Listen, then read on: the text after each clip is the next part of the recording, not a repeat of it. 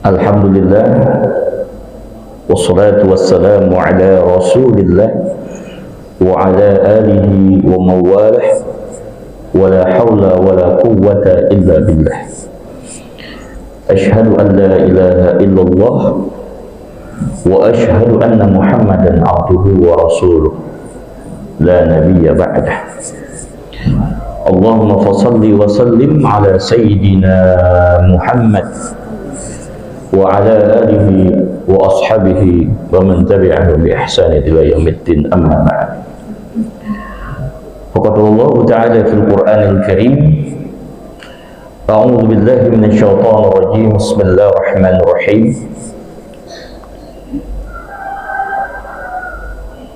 Syahrul Ramadan alladzi unzila fihi al-Qur'an hudan lin-nasi wa bayyinatin minal huda wal furqan ila akhir al-ayah. Wa qala Rasulullah sallallahu alaihi wasallam, igtanim khamsan qabla khamsin, hayataka qabla mautika, wa sihhataka qabla syafamika, wa ghinaka qabla faqrika, wa faraghaka qabla syughlika, wa syababika qabla haramika. Sadaqallahul azim wa sadaqa rasulul karim. Ayyuhal hadirun, masyaallah muslimin wal muslimat, jamaah salat subuh Masjid Al-Awwal yang dimuliakan Allah Subhanahu wa taala. Kalau tidak salah ini yang pertama kali saya berada di masjid ini, walaupun sudah hampir 20 tahun saya tinggal di Depok, di daerah Kukusan, persisnya di belakang UI. Saya mau minta maaf kepada jamaah sekalian kalau baru kali ini bisa menyambangi lewat Bapak Rianto sebagai penghubung. Mudah-mudahan di kesempatan lain saya bisa lebih sering berkunjung ke sini. Jujur Bapak dan Ibu, 90% dakwah saya itu ke luar kota dan luar negeri. Jadi justru di kampung halaman saya ini tidak banyak mempunyai jadwal. Insya Allah bulan Ramadan saya lebih bisa banyak untuk berkunjung di masjid-masjid dan pengurus yang ada di wilayah Depok. Jadi Bapak dan Ibu, saya ini mendapat undangan dari RI 1. Siapa Pak? Pak Jokowi. Gus Reza siap-siap sebelum bulan Ramadan saya akan bertandang menyambangi rumah panjenengan.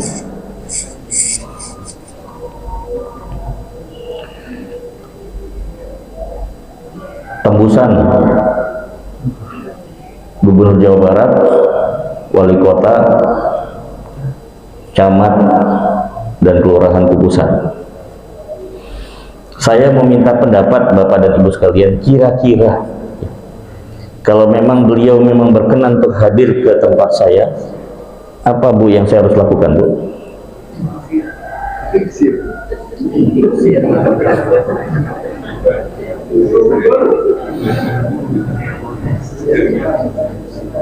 Ini tamu loh Bu.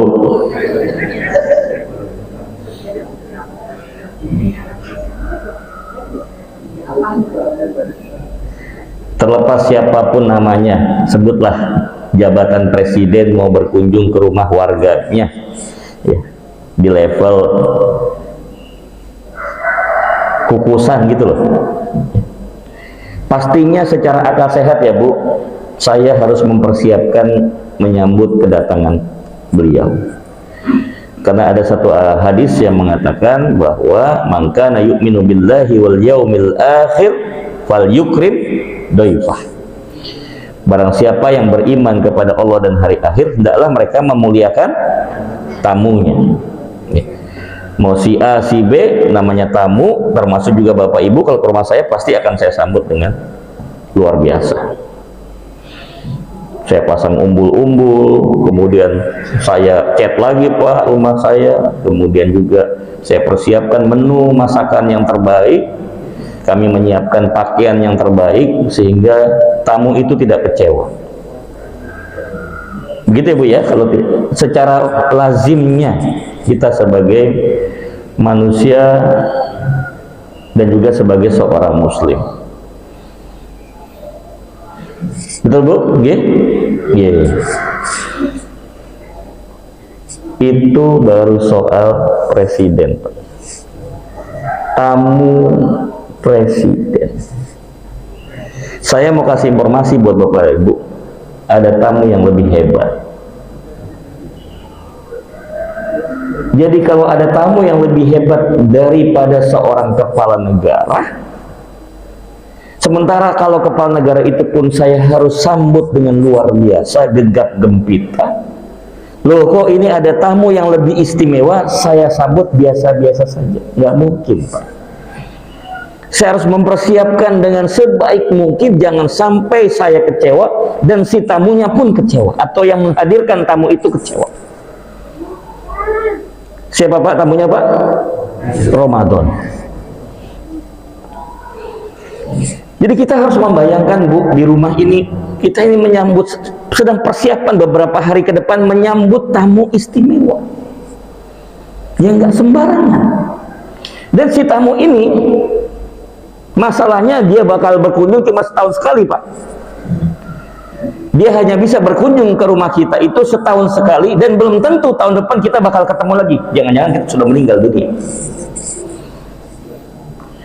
Oleh karena itu saya mengingatkan diri saya sendiri dan juga Bapak Ibu sekalian, dalam rangka proses penyambutan si tamu agung ini, si tamu istimewa ini, kita tidak bisa main-main. Harus ada persiapan, sehingga persiapan ini tidak mengecewakan nantinya pada si tamu tersebut. Ini yang saya mau bicarakan pada kesempatan pagi kali ini. Tapi sebelumnya saya ingin Bapak Ibu memahami dan mengetahui tamu istimewa ini, karena disebut istimewa biasanya adalah sesuatu yang berbeda dengan yang lain. Di manakah berbedanya si tamu istimewa ini? Nomor satu,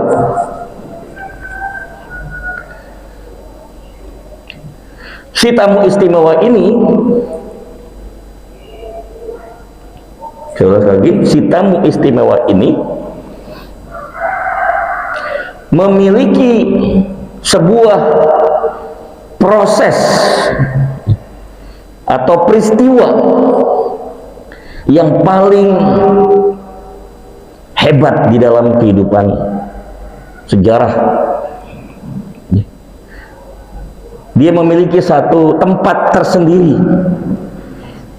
tidak saja di hadapan kita, tapi juga di hadapan Nabi kita Muhammad Shallallahu Alaihi Wasallam.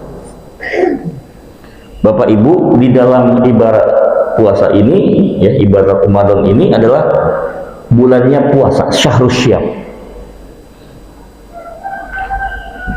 Dan Syam ini merupakan sebuah amalan yang saya sebut dengan amal gaib. Amal itu kan ada dua ya Pak, amal zohir dan amal gaib. Amal zohir itulah sebuah amalan yang orang lain bisa melihat secara langsung. Menurut saya Bu, Allahu Akbar. Ibu sholat kelihatan nggak Bu? Kelihatan sama orang. Apalagi yang laki-laki sholat di masjid. Saat kita takbir, ruku, sujud, i'tidal sampai salam itu kelihatan, terlihat oleh orang lain. Pada saat kita haji, bagi siapa di antara Bapak Ibu yang sudah umroh dan haji, ada yang sudah haji? Ada yang belum? Angkat tangan, saya doain supaya berangkat Bu. Jangan suka tuh, bisa doakan berangkat. Haji itu kelihatan nggak? Tawafnya kelihatan, sa'inya kelihatan, lempar jumrohnya kelihatan, wukuf di Arafahnya kelihatan, mabit di Musdalifahnya kelihatan, semua kelihatan. Tidak ada yang disembunyikan. Zakat pun juga kelihatan, menyetorkan uang zakat kepada amil. Tapi ada satu Bu di antara rukun Islam yang nggak kelihatan. Apa itu? Puasa. Maka disebut ibadah gaib, karena yang tahu antara kita dan Allah saja. Tidak ada yang tahu, bahkan suami pun mungkin boleh jadi tidak tahu istrinya puasa atau tidak, begitupun sebaliknya. Maksudnya gini Bu, ngakunya puasa, siang diam-diam buka, kita kan nggak tahu Bu, namanya, ya kan? Karena ibadah gaib. Anak kita juga begitu Bu, bareng-bareng sahur, siang-siang pas bapak ibunya lagi nggak ada, dia buka kulkas, dia makan, ditanya, nak masih puasa? Oh masih, padahal udah makan. Nggak tahu kita. Yang tahu hanya diri kita dan Allah Subhanahu wa Ta'ala. Makanya ibadah gaib. Nah, apa yang membedakan antara ibadah gaib, ibadah zahir? Mohon maaf, kalau ibadah zahir ada kecenderungan orang itu untuk riya. Contoh, ini contoh ya. Orang sholat jamaah di masjid yang ada di kantor. Begitu dia takbir, sesaat sebelum dia takbir, direktur lewat. Allah. Kenapa Pak? Pak direktur lewat. Jangan-jangan dia melihat saya sholat, mudah-mudahan dipromosikan naik manajer. Nah ini nih, karena kelihatan jadi punya kepentingan, riya.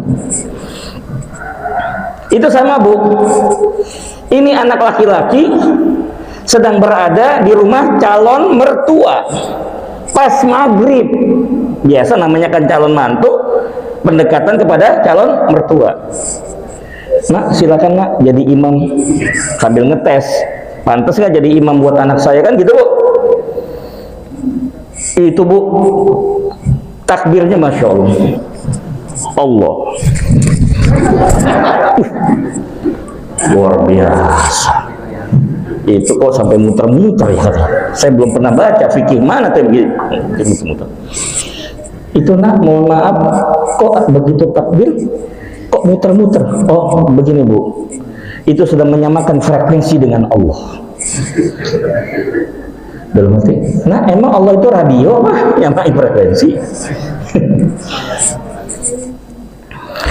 Dengan kata lain saya menyampaikan kepada jemaah semua, tanpa bermaksud menuduh ya, pada umumnya ibadah zahir itu kecenderungan untuk riya, tapi ibadah gaib tidak. Apa yang mau dibanggakan Bu? Bapak Ibu satu RT satu RW ketahuilah saya puasa, ya saya juga puasa, nggak usah pakai pengumuman Pak, saya juga puasa, nggak perlu diumumkan, karena itu ibadah gaib, cukup kita dan Allah saja yang tahu. Nah, karena ibadah-ibadah gaib insya Allah menjadi mudah bagi kita untuk belajar ikhlas. Belajar ikhlas.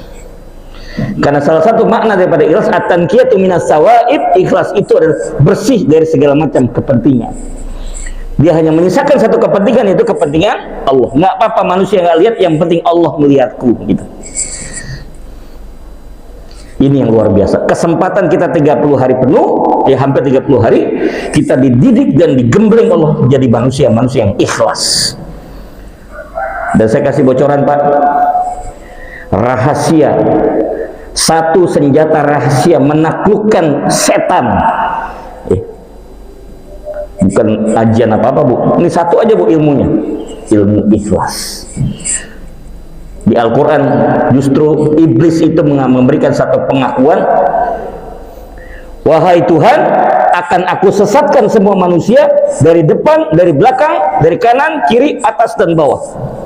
Aku sesatkan semua, illa min ibadakal mukhlasin, kecuali hambamu yang ikhlas. Jadi kita sudah tahu Bapak dan Ibu, bahwa sehebat apapun, secanggih apapun strategi setan menyesatkan manusia, dia angkat tangan, dia takluk sama siapa? Orang yang ikhlas. Orang ilmu nggak cukup Pak, so, banyak orang ilmu tidak ikhlas, akhirnya apa? Dijebak oleh setan. Oleh karena itu ikhlas. Orang ustadz aja bisa sesat ya Pak ya, ustadz aja bisa sesat karena nggak cukup ilmu. Yang penting apa? Ikhlas. Kalau Bapak Ibu walaupun orang yang biasa, orang awam, tapi ikhlas, insya Allah dijauhkan dari ya, godaan syaitan. Itu saya pernah ada pengalaman apa menggelikan juga Bu. Waktu itu saya pergi ke Jember, diajak sama panitia untuk makan di sebuah rumah makan di pinggir jalan. Namanya Bu, agak ngeri juga Pak, bakso setan. Waduh, kenapa nih kok jamaah ngajaknya ke sini? Ini paling enak Gus katanya. Ya udah kita ikutin. Begitu sudah dihidangkan Ibu, saya disuruh mimpin baca doa, mereka heran. Gus, kok doanya beda?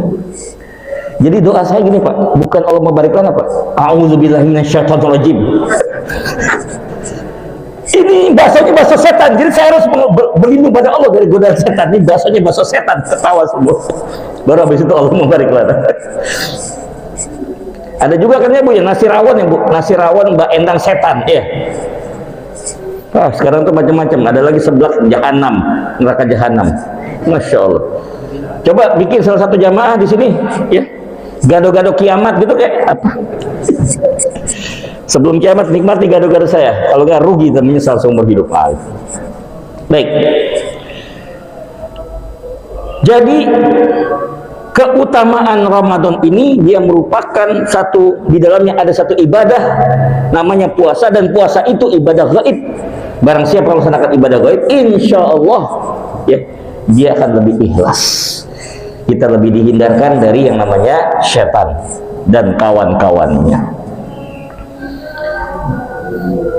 Bapak Ibu, sekalipun ya, haji pun hati-hati, ada jebakan-jebakan yang membuat kita jadi tidak ikhlas. Yang sudah haji pasti suka ngumpul-ngumpul ya Pak ya, namanya ikatan alumni haji. Biasanya setelah haji, entah sebulan sekali atau 2 bulan sekali, kadang saya suka diundang juga memberikan tausiah. Jadi ada perkumpulan alumni haji keliling ya. Isinya apa? Tausiah supaya keimanan yang sudah terjaga selama ini terus terpelihara. Nah, waktu itu yang ketempatan salah seorang alumni haji ya.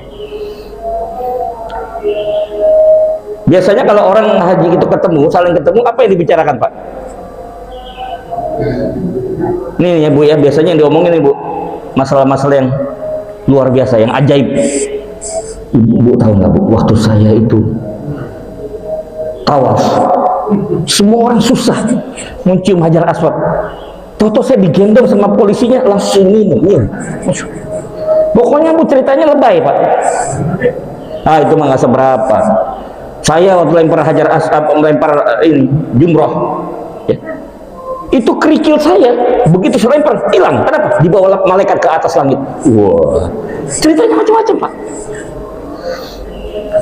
Itu belum seberapa. Saya di Masjid Nabawi di Riyadh Raudhah, hadir depan saya Nabi Muhammad memberikan pesan.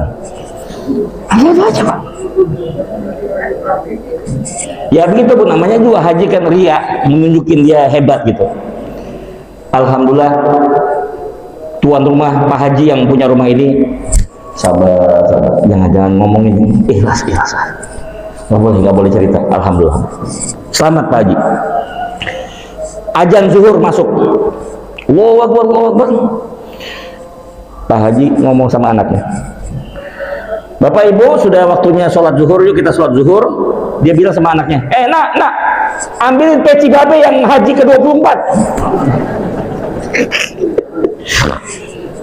Ini nggak tahan juga Pak. Ini orang pada ngomongin kehebatan haji baru 2 kali 3 kali pada sombong. Gua 24 ngomongin lah, baru ngomongin apa Pak Haji? Sama juga. Tapi sekarang saya mau tanya Bu, ibu mau banggain puasa? Ngomong sama ibu-ibu arisan atau majelis taklim, Bu, tahu nggak? Saya puasa loh. Udah hari yang ke-7. Sama, gak usah diomongin, kita juga puasa. Sombong amat puasa. Apa yang mau disombongin Bu? Puasa nggak ada. Beda kalau kita zakat ya, bayar zakat. Ya kita sholat kita mau sombongin karena ibadah zahir. Tapi kalau ibadah puasa, ibadah gaib nggak ada yang kita mau sombongin apa. Orang pulang haji ada titelnya Pak ya, Haji Muhammad, Haji Sofyan, gitu Pak. Emang ada puasa depannya ada gelar puasa? Kan nggak ada Bu. Yang cuma ada gelar kan haji doang gitu. Itu cuma ada di Indonesia, di tempat lain mah nggak ada ya. Orang Indonesia kan kreatif. Baik, ini yang pertama Bapak Ibu sekalian, insya Allah ya, tamu istimewa ini nggak sembarangan, karena di dalamnya ada satu ibadah yang ibadahnya ada ibadah gaib. Jadi kita akan dididik dan dilatih oleh Allah Subhanahu wa taala menjadi orang-orang yang ikhlas. Gus, kita banyak suka dengar soal ikhlas itu seperti apa sih sebenarnya wujud ikhlas itu? Baik, saya jelaskan. Ibu pernah dengar atau pernah menyaksikan tayangan KSD, sinetron KSD? Biasanya tiap Ramadan diputar ulang tuh, Bu. Dibintangi oleh Deddy Mizwar sama Andre ya Bu ya, Andre Taulani ya Bu. Namanya Kiamat Sudah Dekat. Pernah dengar Pak? Nah ini. Singkat cerita, ini bicara ikhlas soalnya Pak. Si Andre ini naksir Bu sama anaknya Pak Haji. Nekat dia Bu ngelamar. Assalamualaikum. Mau ngapain lu? Nih Pak Haji Dedi kan pakai bahasa Betawi. Mau ngapain lu? Maaf Pak Haji, izin mau ngelamar, mau nikah anaknya Pak Haji. Oh gitu, udah tahu belum syaratnya? Belum Pak Haji, makanya saya mau nanya. Kalau mau nikahin anak saya, syaratnya kudu ikhlas. Oh gitu Pak Haji. Nggak enak, malu mau nanya ikhlas apa, akhirnya dia pulang kan. Dia tanya temen, dia masih nongkrong Pak, suka nongkrong nih si Andre ini, masih suka nongkrong, belum beres lah gitu. Dia tanya sama teman-teman nongkrongnya, Bu mau ngelamar anaknya Pak Haji, dia bilang syaratnya ikhlas. Lu taunya ikhlas apa? Yang ditanya anak nongkrongan Pak, ya pasti ngaco juga Pak. Ikhlas itu Dre, lu sering ke masjid, lu bisa baca Quran. Oh begitu ikhlas, oh iya itu. Akhirnya dia sadar, nggak nongkrong lagi Bu, mulai rajin ke masjid, kemudian belajar baca Quran alif bata sampai dia lancar Pak. Pas sudah mantap, dia berangkat lagi. Tok tok tok, Assalamualaikum. Lu lagi kata. Pak Haji, untuk kedua kalinya saya mau izin ngelamar anaknya Pak Haji. Lu udah punya ikhlas? Oh, udah Pak Haji. Mantap, udah Pak Haji. Emang apa nih ikhlas? Ikhlas itu Pak Haji, rajin sholat ke masjid berjamaah, baca Quran. Boleh dites kulhu. Bu, udah pokoknya pede aja Bu. Lu belum ngerti ikhlas. Maaf, kagak bisa.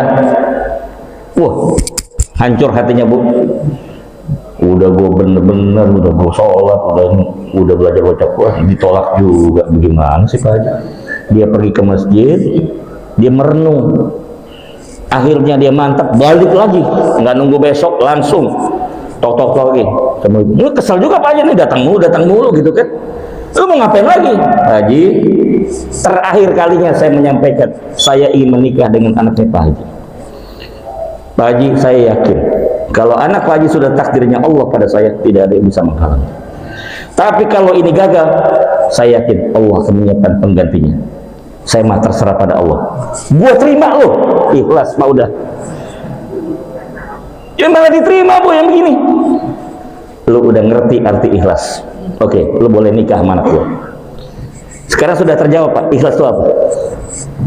Ikhlas itu adalah ketika kita memasrahkan semuanya kepada Allah, enggak peduli orang mau ngomong apa, enggak peduli orang mau ngatain apa, terserah. Yang penting Allah sudah menerima apa yang saya lakukan. Itu ikhlas. Buat para orang tua, enggak peduli omongan anak Bu, mau muji mau tidak terserah. Yang penting kita sudah merawat mereka sukses, sudah. Allah yang menyaksikan apa yang saya lakukan. Kita yang kerja di kantor Pak, mau dipuji sama tidak sama pimpinan enggak ada urusan. Yang penting Pak, Allah melihat saya kerja. Kan begitu. Pejabat-pejabat yang sudah menjalankan tanggung jawabnya, amanah rakyat, ya, mau orang mau demo apa terserah, yang penting Allah melihat kerja saya. Selesai. Itu ikhlas.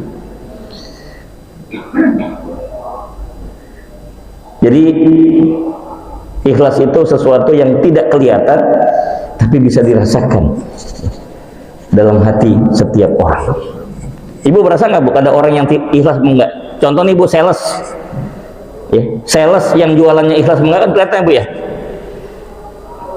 Kalau jualannya ikhlas itu biasanya mereka menawarkannya santun, ya, memberikan sepenuhnya kebebasan kepada si konsumen untuk mengambil keputusan. Kemudian dia mendoakan kepada Allah supaya yang diajak untuk menjadi konsumennya itu dibuka pintu hatinya gitu Pak. Enggak ya nggak apa-apa gitu. Karena belum takdirnya kan, seperti itu kira-kira. Jadi poin pertama, tolong digarisbawahi, kenapa kita perlu menyambut Ramadan? Karena di dalamnya ada ibadah yang luar biasa, namanya ibadah puasa. Dan puasa itu ibadah gaib, kesempatan kita melatih menjadi orang yang ikhlas, ahlul ikhlas. Dan kalau sudah ikhlas, kita bebas dari segala macam godaan, ya, jebakan daripada setan. Hari gini Masya Allah Pak, jebakan setan tuh udah canggih-canggih Pak. Jangankan Bapak yang awam, yang Ustadz aja bisa kejebak Pak. Ustadz aja bisa kejebak. Jadi kita nggak bisa. Sekarang udah luar biasa. Jebakan-jebakan setan itu Masya Allah. Baik, itu nomor satu. Ini sampai jam berapa? Jam 8 atau benar? Hah? Oh, sampai suruh. Suruh jam berapa sekarang? 6 ya? Oke. Berarti sekitar 15 menit lagi. Saya 2016 itu ceramah 24 jam Pak. Dapat rekor muri tahun 2006 maaf, 2006 24 jam. Jadi kalau jam 6 berarti sejam, kita begitu kelar 23 jam lagi Pak, besok. Baik, yang kedua, kenapa kita perlu menyambut dengan istimewa bulan Ramadan? Bapak dan Ibu, di dalamnya ada yang namanya nuzul Quran. Ini gak main-main, Quran. Kalau mukjizatnya Nabi Musa bisa belah laut pakai tongkat, mukjizatnya Nabi Isa bisa menyembuhkan orang yang sakit lepra, bisa menghidupkan orang yang sudah mati. Kalau yang namanya Nabi Ibrahim, mukjizatnya dibakar nggak mempan.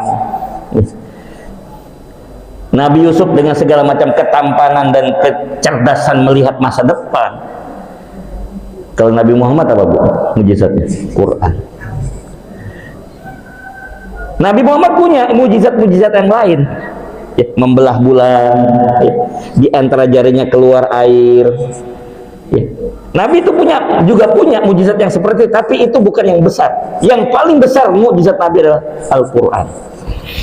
Saya buktikan Bapak Ibu, 3 kali saya buktikan, bukan di Indonesia, di Amerika. Jadi saya sempat 3 kali ke Amerika, diundang untuk jaulah dakwah. Yang pertama, waktu saya di New York, di masjid umat Islam yang ada di New York, ya, yang diresmikan oleh Pak Habibie almarhum. Bu, saya mengislamkan seorang gadis dari Puerto Rico. Saya syahadatkan masuk Islam. Setelah kita yakinkan akhirnya dia masuk Islam. Setelah dia masuk Islam, saya tanya Pak, pertanyaan saya cuma satu Bu, apa yang menyebabkan kamu masuk Islam? Itu aja Pak. Jawabannya Quran. Kenapa Quran? Quran sesuatu yang menenangkan hati saya, menenangkan jiwa saya. Tuh, ya, masih gadis loh Bu, dia udah merasa tenang dan tentram ketika dibaca Al-Quran. Dah, satu. Kejadian kedua, di Philadelphia. Di Philadelphia ini laki, bapaknya orang bule, ibunya orang Indonesia, ya, anaknya lahir di sana, jadi anak bule kan. Nah, mualaf, masuk Islam. Saya tanya lagi Pak, apa yang membuat kamu masuk Islam? Jawabannya Quran. Kenapa Quran? Quran itu suatu kitab yang luar biasa indah, tertata dengan baik dan masuk akal. Ketiga, di Washington DC, yang waktu itu dubesnya Pak Dino Patijalal, masuk Islam lagi, di Masjid Imam, namanya Masjid Imam.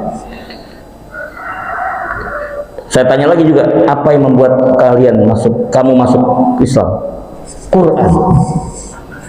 Saya mikir, kalau orang di luar Islam tertarik masuk Islam gara-gara Quran, pertanyaan saya, kenapa kita udah jadi orang Islam terus tidak menjadikan Quran sebagai satu kehebatan? Kan ini musibah Bu.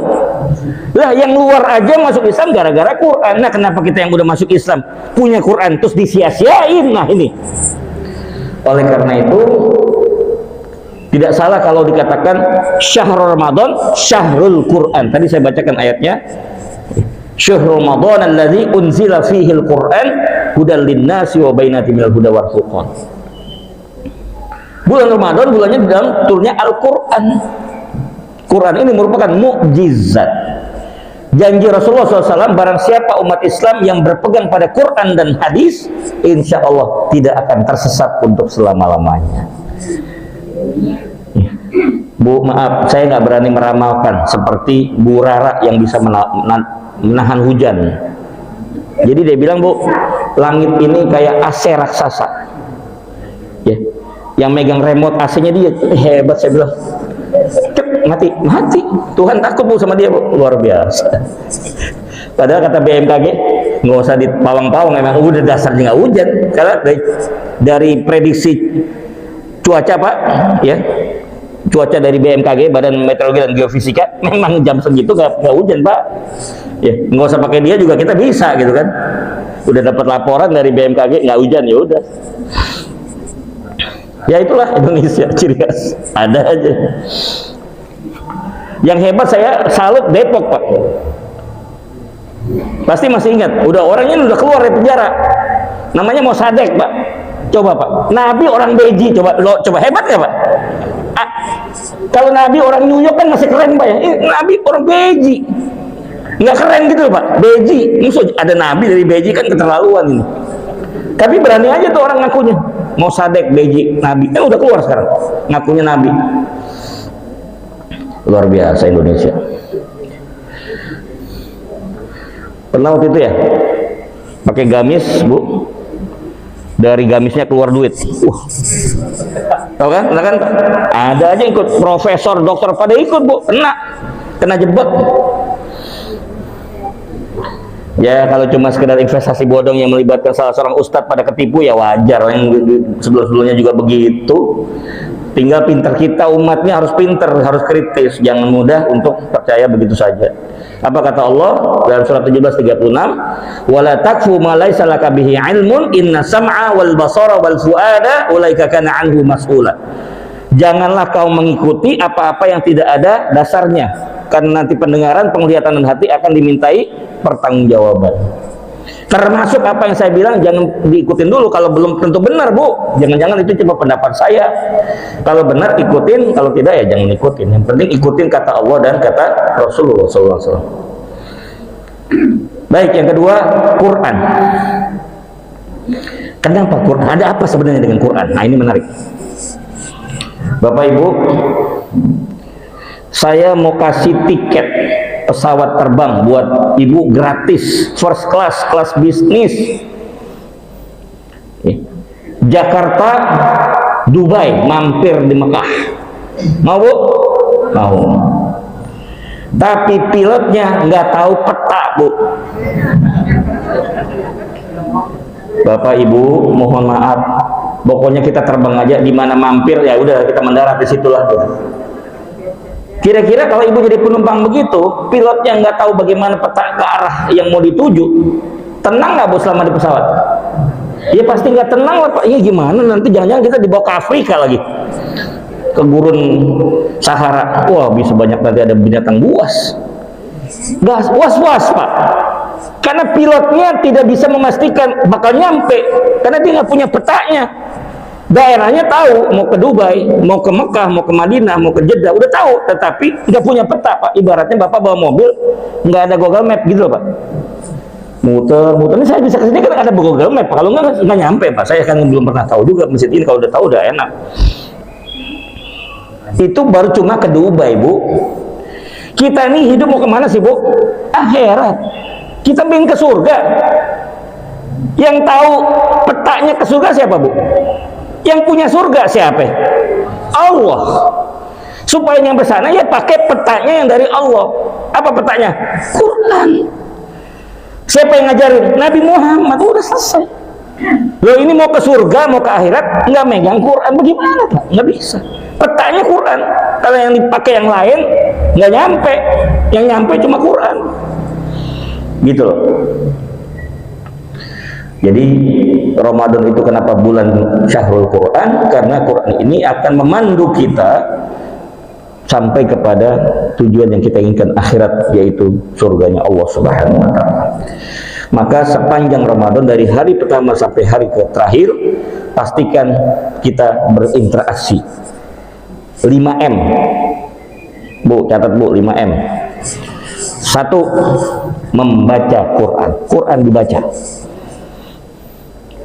Bapak dulu masih ingat Pak, sebelum nikah sama ibu, mantan pacar, itu kalau yang namanya ya Bu, bener nggak ngaku Bu ya, kalau yang namanya calon suami itu ngirim surat, Masya Allah, bacanya bolak-balik, mau makan baca lagi, selesai makan baca, mau tidur baca lagi, ke WC aja dibaca, sampai lecek tuh surat cinta.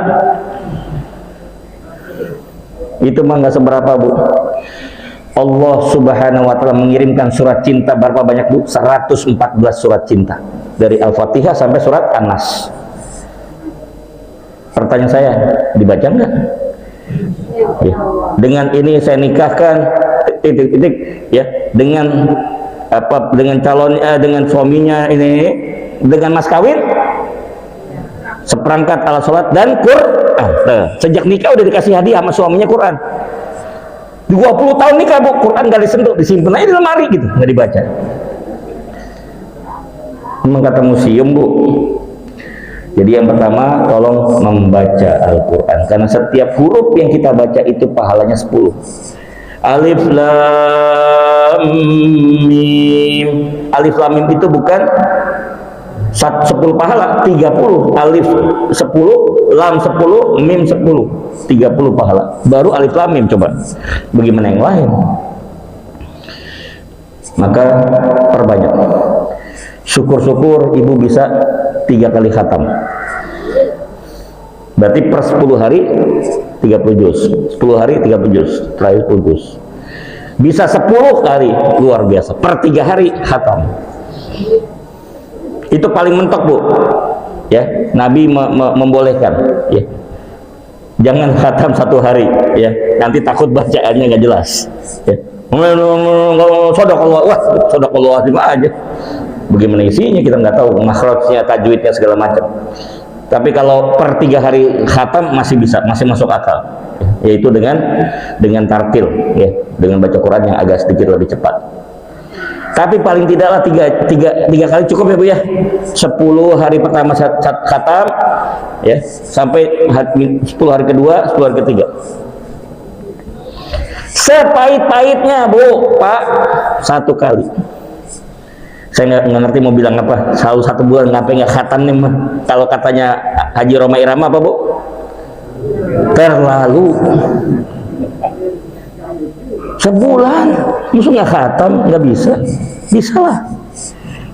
Yang sudah membaca, maka yang kedua adalah memahami.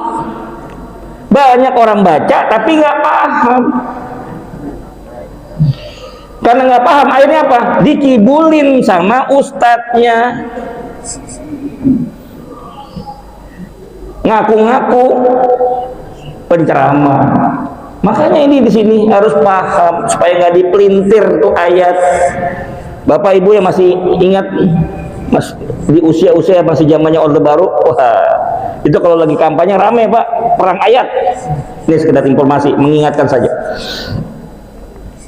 Versinya waktu itu orang Golkar, saingannya kan P3 Pak. Waktu itu partai kan cuma 3 zaman Pak Harto, PDI, P3 dan Golkar. Kata orang Golkar, dia pakai surat At-Tahrim Pak. Bunyinya begini. Ku anfusakum wa ahlikum naro.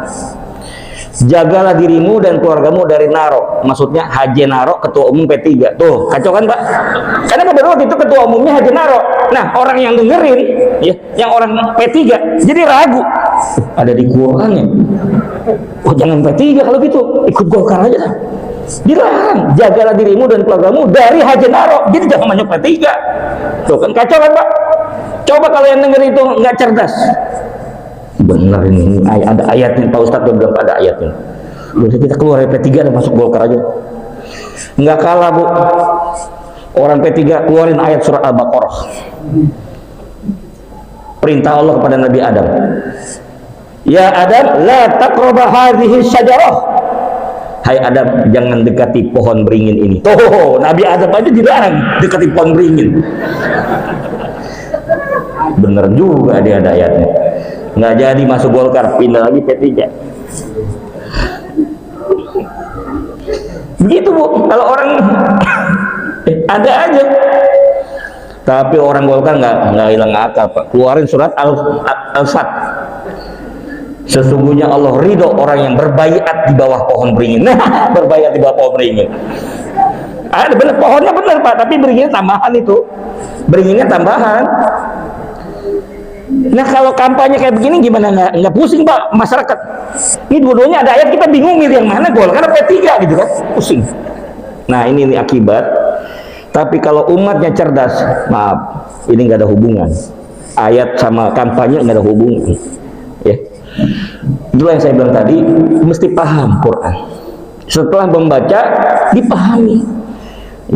Hadirin majelis-majelis kajian Al-Quran, khususnya tentang pemahaman Quran dan tafsir Quran. Dari maroji, dari kitab-kitab tafsir yang sudah umum, diantaranya tafsir Ibnu Katsir, ya, tafsir Jalalain. Jangan tafsir jalan lain Bu, tafsir jalan lain Pak, jangan tafsir jalan lain, beda lagi.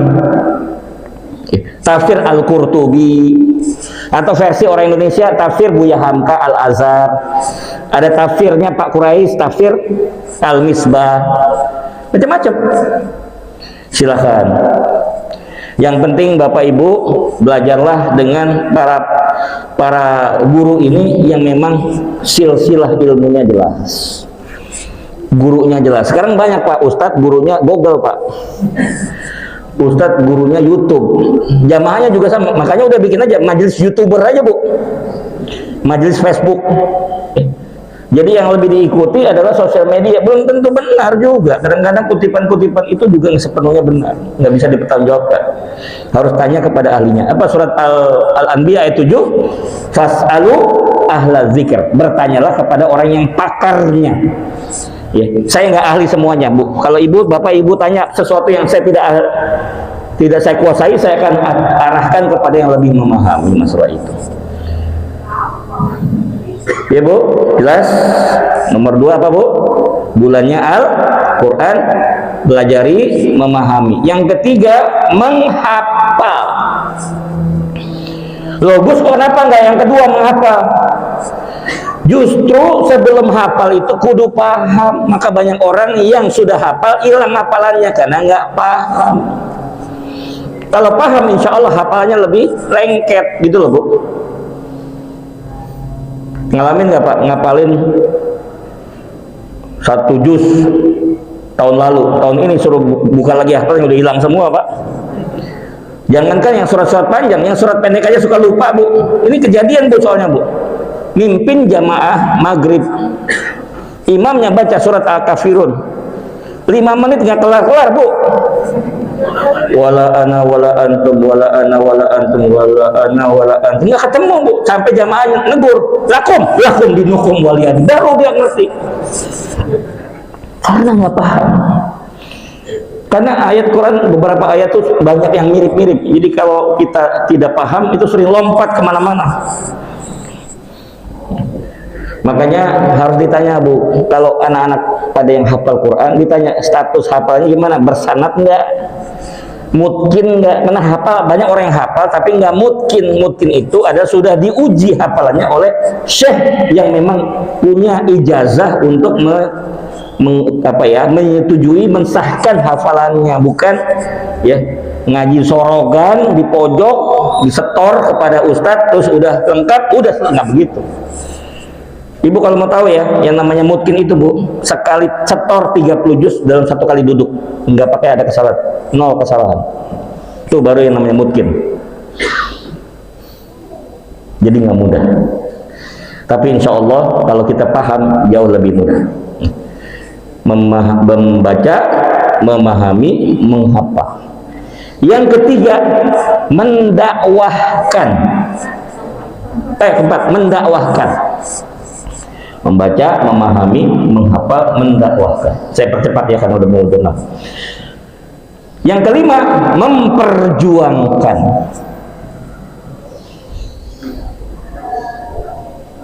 Terakhir, kenapa Ramadan kita harus sambut dengan istimewa? Karena di dalamnya terdapat puasa. Puasa itu ibadah gaib yang bikin kita ikhlas. Yang kedua, kenapa Ramadan harus kita istimewakan? Di dalamnya ada Al-Quran, turunnya Al-Quran, Quran sebagai peta kita menuju ke surga. Terakhir, penutup, kenapa kita memuliakan dan mempersiapkan Ramadan dengan sebaik-baiknya? Di dalamnya terdapat Lailatul Qadar. Ini nggak ada di bulan yang lain, tidak ada di tahun yang lain, cuma ada di Ramadan.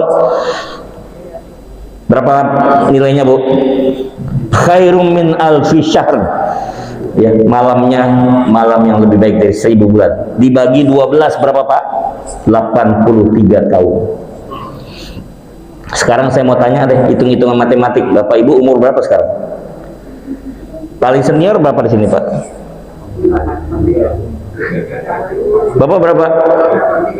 83. Berapa, Pak? 50. Bapak? 60. Ada lagi nggak di atas beliau? Hah? 80, Pak? 81. 81. Oh, subhanallah. Bapak nggak kelihatan kayak 70, Pak? Luar biasa beliau. Anggap patokannya beliau 81. Menurut saya, Pak, Bapak di usia berapa sholat, Pak? Mulai sholatnya benar?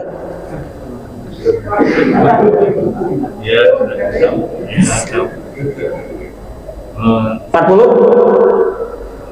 Sholatnya betul. Iya, yang benar, sholatnya benar, udah punya kesadaran.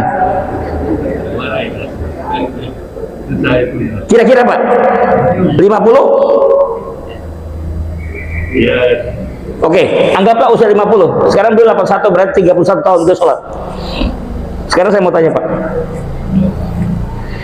Selama 31 tahun itu sholat, yakin nggak, Pak? Pahalanya lebih banyak dibandingkan dosa? Belum tentu, Pak. Hampir semua kita, termasuk saya. Jangan-jangan kita menghadap Allah nanti, dosa kita lebih banyak dibandingkan pahala kita. Betul nggak? Nah, pertanyaan sekarang, bagaimana mengimbangi tadi dosa tadi supaya pahalanya berlipat-lipat? Allah siapkan Lailatul Qadar. Ibaratnya yang menemukan Lailatul Qadar, yang mendapatkan Lailatul Qadar, seperti seolah-olah dia telah ibadah berapa tahun?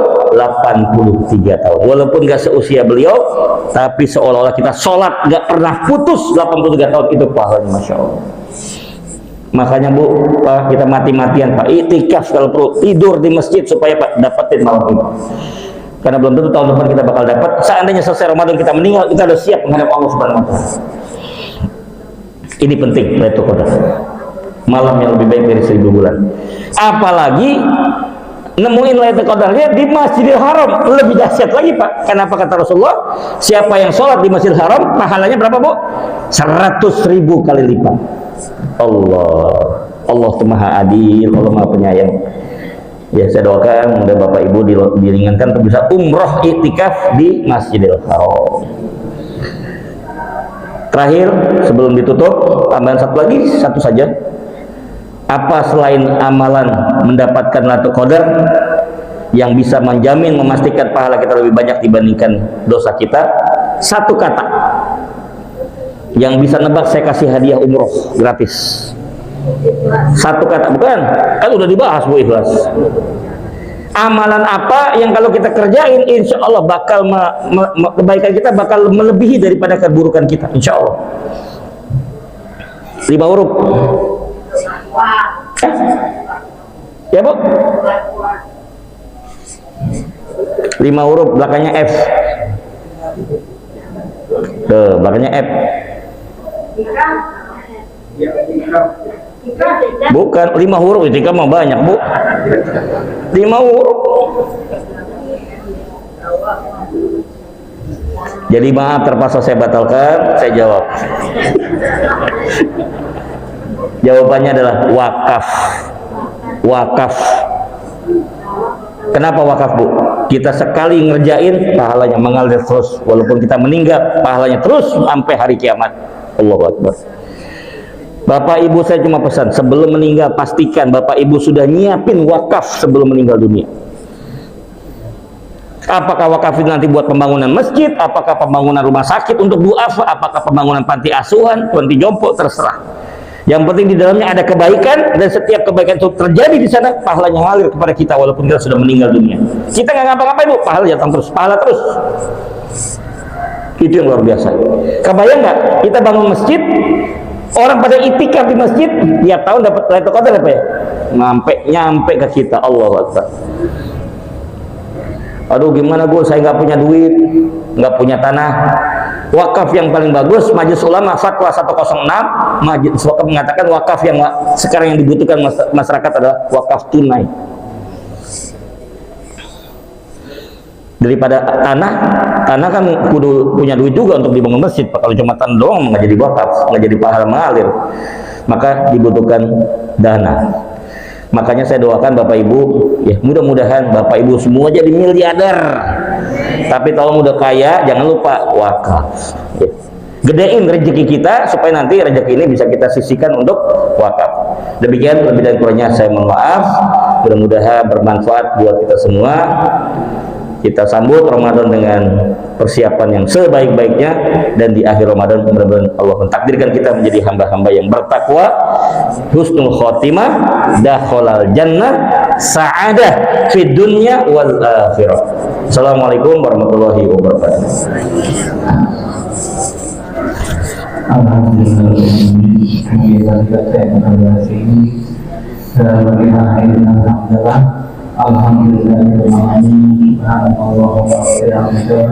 asyhadu an la ilaha illa anta astaghfiruka wa atubu ilaik. Wassalamualaikum warahmatullahi wabarakatuh. Bapak Ibu yang punya pertanyaan nanti bisa disampaikan di melalui WA 081287983642 atau tanya kepada pengurus ya.